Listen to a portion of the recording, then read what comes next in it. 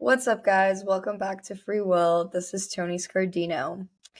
So I decided that we are going to start doing a Q&A at the end of each episode, a question and answer. And I'm going to have that as a highlight on my Instagram. And it's going to be a link. You can ask a question anonymously. And yeah, just ask away anything that we can answer on the pod. Cool to bring you guys in. I did post one yesterday, got some questions. We are going to do the Q&A for the beginning of this episode because you'll see the question that I'm going to ask basically has everything to do with what we're leading into. It was a question regarding last week, and it has everything to do with what I'm going to talk about this week. So I wanted to ask it in the beginning because it's a perfect question. But first of all, I did get a load ton of questions regarding this person. I haven't really talked about this person, and that is Zerka. I got questions like, will you still have Zerka on? I'll for sure watch if you do. Why haven't you locked down Zerka yet? Stuff like that. So to address that, free will is ready whenever Zerka's ready to come on. It's all basically up to him. We have open arms for him, but yeah, it's just a matter of him reaching back out.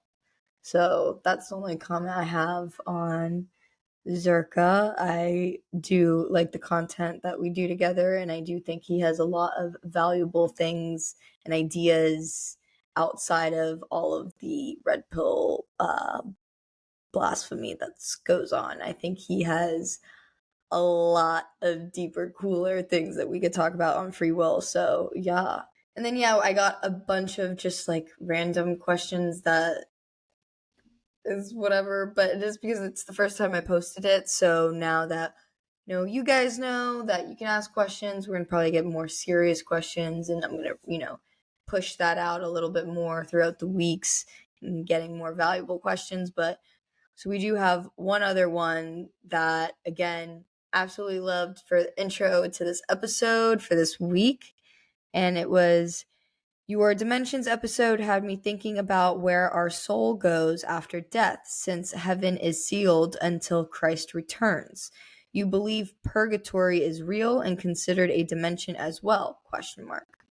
All right, so dimensions regarding purgatory, heaven and hell. Let's get into it. Because I said last week that I was going to go more into the concept of evil and how I was saying that it is our perspective. Evil. I talked about how we have the mammal perception and how evil and good is really light and dark, and how it is necessary in order for a universe to survive. You need the darkness to create light. Let's get into evil. Where did Satan come from? I'm going to spitball some ideas. They're going to sound a little out there, but just bear with me, and it's going to sound pretty cool, pretty interesting stuff. Satan, Samael, Satan is in connection to the word Saturn. As we all know, Lucifer is the light bearer, and he is known to hold the knowledge, the truth of God. That is because God made Lucifer one of the covering cherubs.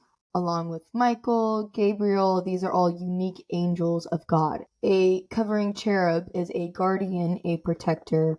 It is one to save the holiness. The covering cherubs are the ones who get God's information first. So that's just a little background biblically about Lucifer. Last week we talked about how we need the division in order to recognize unity. Darkness is the division. Darkness is what distorts. So with that, evil, when we're looking in terms of the language of the cosmos, mathematics, evil is division. For the universe to love itself, it had to split into two. In order to go to one again, you must divide to connect. It's not evil, it's simply just math, division. Let's take a look at what evil is to us. First thought is what we have in the movies. And the way I see evil is because we are energy and we operate on our consciousness, and what we perceive our reality is through what our emotions are, evil is the emotion of fear. Everything evil stems from fear. So let's look at Hollywood and the movies. And on a personal matter, I always say my biggest regret is how many scary movies I watched when I was younger, or even just in general, because what you put in your head makes a huge impact on how you perceive your reality. And if you're constantly filling up your brain with bad, scary things, I genuinely think it's had an impact on my adult life, on things I'm scared of. But going off of that, the Hollywood movies, the horror movies, they're demonic, evil spirits. These types of movies, they're countless, they're endless. Back to what I was saying, they cause nightmares and they fill up the brain with negative physical thoughts. So when you're always watching all the about these exorcisms and demons and scary things, it's establishing fear. And you have to ask yourself, and actually it's funny that we did mention Zerka earlier, because this is one thing that he has said, and I totally agree with this. Think about how much money Hollywood has and how much money we could put into some badass movies about the Bible, about stories in the Bible. And it's like, yeah, you have the Art and Passion of the Christ. That was a very low funded movie. And it's like we get one, and you think about how many horror movies there are out there about the Antichrist. Why is there so many movies about the anti and not about the positives?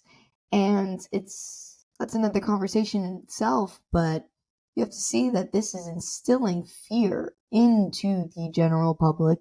It's put into our reality. And there are illusions that we create into our reality, and we'll get into that. So therefore, in order to get rid of evil, you have to get rid of the fear. On our conversations about etymology, we talk about the hidden secrets to, hidden truths that go on that are in front of our eyes, and you don't really see the meaning of why it was even, like, what is the meaning of that? What is the symbol of that? Why did we create that? And another example to how we're perceiving evil differently is the Illuminati. I'm going to say it. It's the Illuminati.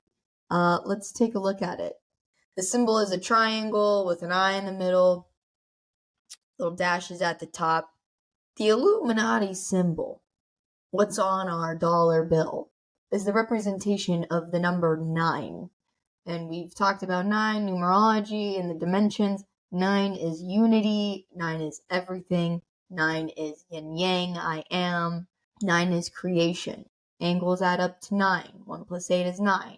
The circle, 360 degrees. 3 plus 6 is 9. The dashes represent opening the crown chakra. The eye represents the third eye. 9 in the Pythagorean chart is the only number that has 2 letters to their numerical value. So every single number has 3 letters. 9 has 2. 2 letters are I and R. This stands for illusion and reality. See where I'm going here? Third eye, crown chakra, 9, creation, illusion and reality. This is the symbol of Illuminati. Illusion, I and R, illusion and reality. This is also incarnation and reincarnation. This resembles the end of old, the beginning of new. We can call it evil v good, dark v light, lesson v experience, distortion v creation. So, the Bible, we could say it is one of the keys to the universe. It is filled with metaphors. That is because we're energy beings given intelligence and free will, and we like to create stories. We operate on illusions and realities. We like to create illusions into our reality. If not, we'd be bored. Let's go into what is heaven and what is hell. Heaven and hell are two extremes of the subconscious. So when I talk about how we live in 5D and 3D and we live in these dimensions, these are two extremes of living in how you perceive a reality. It doesn't really exist, it's adaptable to your own state of mind. So when you die, we've talked about how energy cannot be distorted, it can only be transferred. So when you die, your information is transcending into another frequency. So these people that are at a very low vibration frequency, perceiving reality in the physical, when people describe hell as fire and demons, the people who die that are at a very low frequency see all of their fears becoming true. And this is in the fourth dimension, because in the fourth dimension, there's no time, no space. So when you die and you're at this low frequency, you're in the fourth dimension. Timelessness, no space. And the people who came back from that and have wrote about it and how they describe hell, they've described their own personal hell. It's interesting because we're talking about all of these ideologies, but really we have to think about it in a universal cosmic sense of we're energy, we're our consciousness, and we're perceiving things. We're in these dimensions perceiving this reality, these illusions that we create into reality, mirroring off of one another. And when we talk about the metaphor of heaven and hell, you can achieve heaven and you can achieve hell, your own personal hell. So a lot of people say living on earth is hell, is like hell. And a lot of people say living on earth could be like heaven. And this is when I go into what I talk about 5D is 5D, the fifth dimension. When I said that in order to be in 5D, you have to enjoy the third and the fourth. And that is because you have to achieve 5D from the third to know all your possibilities in the fourth to achieve the fifth. And that is heaven. When we talk about the new earth, the Bible talks about the new earth. Dolores Cannon, I'll quote her, she says the new earth is 5D, baby. The fifth dimension, it is enjoying. It is living in a state of enjoying everything. It is a state of heaven. And we'll mention that again. We're going off of that because now we're going to get into revelations. Why did the Bible talk about revelations? What does this all mean? We are aware that we do have, we talk about evil, we do have evil things, we do have distortion that goes on our planet, because in order for us to learn anything and to find ourselves, we need the distortion. We need the distortion for the light. So we do have distortion going on. And that's a better way to put all of the bad stuff going on in the universe, all of the evil. Before we get into the revelations, shout out to Leonhardt Church. 5 tips on how to read the book of Revelation. 1. A personal blessing comes upon you when you read the book to help you understand. 2. There's 2 stories going on at the same time, a story in heaven and a story on earth. 3. It uses old day terminology to explain new day modern events. 4. The book is like a movie. It goes back and forth from the past to the present to the future and so on. And 5, you must constantly read the book to understand it, to fully grasp it. We'll start with Revelation 19:11-21. This is when Jesus returns to the Battle of Armageddon. This is when he kills everyone with the mark of the beast, and he banishes Satan to hell. But there's a catch. He only locks up Satan for 1,000 years. Revelation 20:1-6. The earth is going to go through a major, beautiful transformation. This is when Judgment Day holds and the believers will be with Jesus. And this is called the Millennial Kingdom. Put emphasis on millennial. Continuing on, Satan is then released, and he tricks the nations again. God comes back and he annihilates and wins again.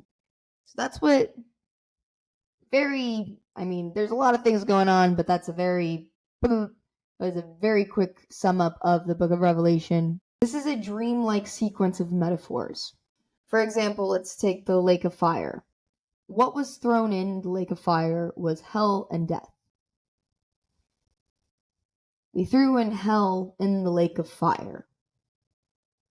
We threw in hell and death in the lake of... Does that make sense? There's a metaphor there. Do you see what I'm saying? Why would God cast hell and death in the lake of fire? Get rid of hell and death. That is because he was creating a new earth. This is the 5D consciousness. Talk about God. Talk about Jesus. I am oneness. We are God. We are all together. We are energy from the source. We're the first coming and the second coming.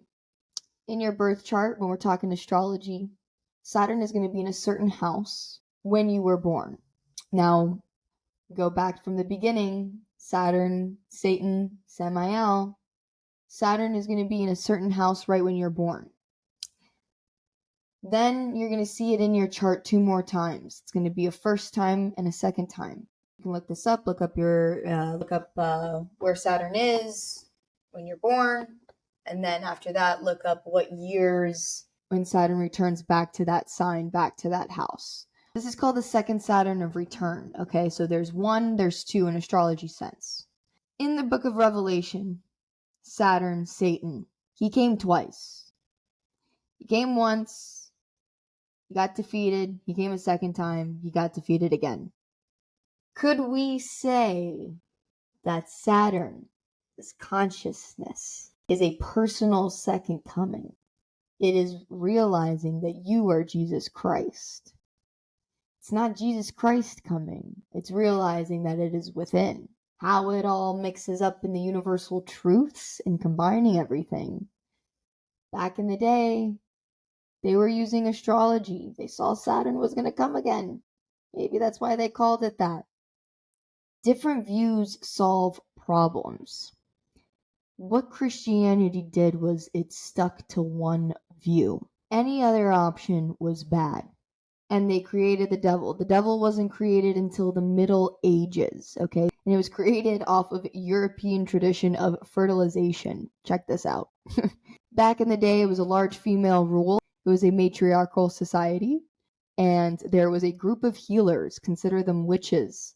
And this group, they resembled, fertilization for women.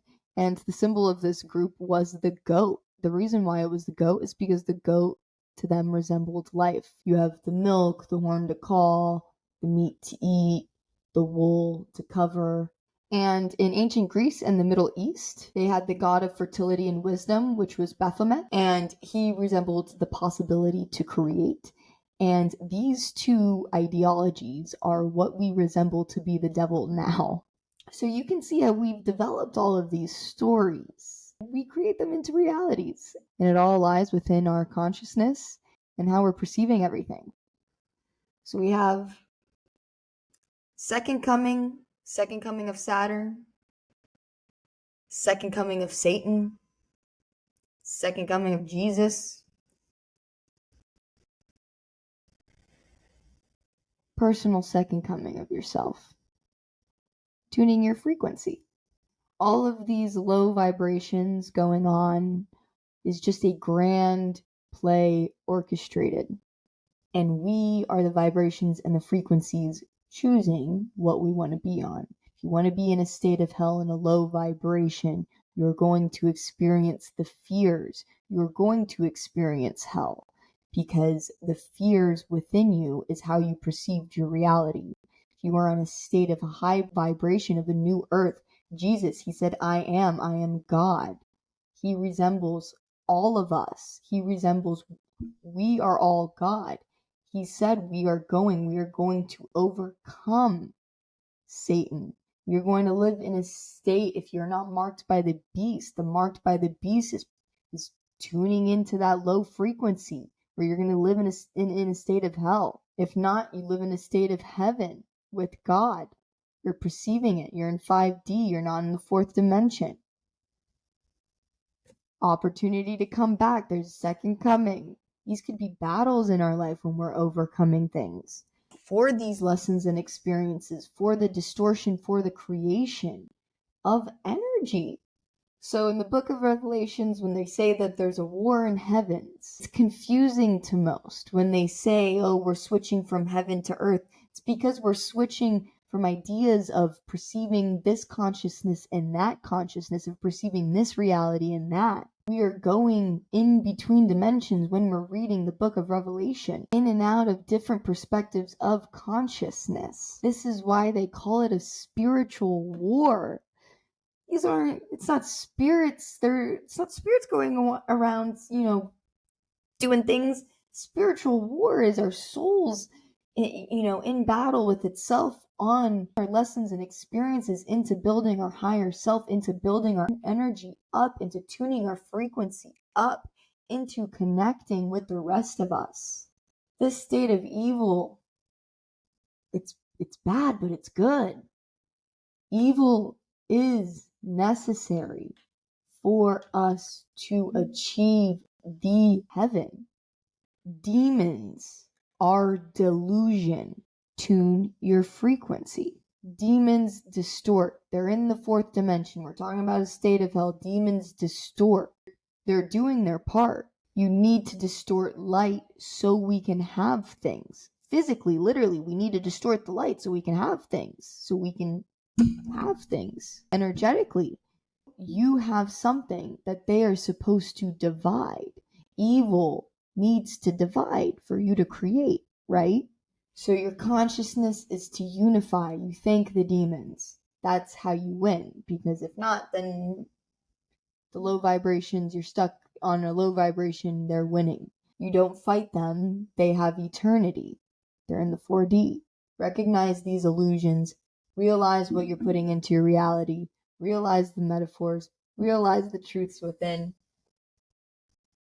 Connection to all of this. Really, seriously, I got asked a question on the dimensions and revelations, and we came up with the fact that how astrology, the Bible, and energy all resemble a second coming, a consciousness, the collective consciousness. God's word, a collective consciousness. Why do you think he said these things? It's all right there. Unify. So, yeah, that was a big one. That was a big one. I'm going on a lot of travel plans for the holidays, going back home. Don't know if I'm going to post an episode next week or not, because I will be in the middle of traveling, and it will be right after Christmas. Christmas is on Monday, so I hope everyone has, this is interesting that I didn't even realize that I did that. Did I really just do a Revelation episode? Revelations is a metaphor, and we're in, choose to be in the 4D or 5D, heaven or hell, right before Christmas. That's amazing. Wow. So I hope everyone has an amazing Christmas. There is a lot of unfortunate circumstances going on. Appreciate all of the beautiful times we have. I wish everyone a Merry Christmas, a Happy Holidays. My love and blessings to all. Thank you so much for listening and tuning in this week. You can find me on all platforms at official Tony Scardino. Please like, rate, comment, subscribe. And again, I hope you guys have an amazing rest of the holiday season.